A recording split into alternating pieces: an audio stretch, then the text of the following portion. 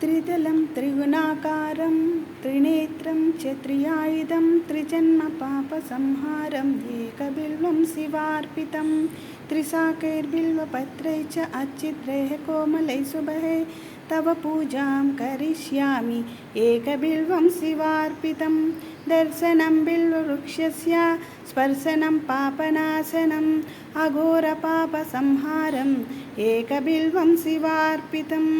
सालग्रामीषु विप्रेषु तटाके वनकूपयोः यज्ञकोटिसहस्राणाम् एकबिल्वं शिवार्पितं दन्तिकोटिसहस्रेषु अश्वमेधशतानि च कोटिकन्याप्रदानेन एकबिल्वं शिवार्पितम् एकं च बिल्वपत्रैः च कोटियज्ञफलं लभेत् महादेवस्य पूजार्थम् एकबिल्वं शिवार्पितं काशीक्षेत्रे निवासं च कालभैरवदर्शनं गयाप्रयागयोः दृष्ट्या एकबिल्वं शिवार्पितम्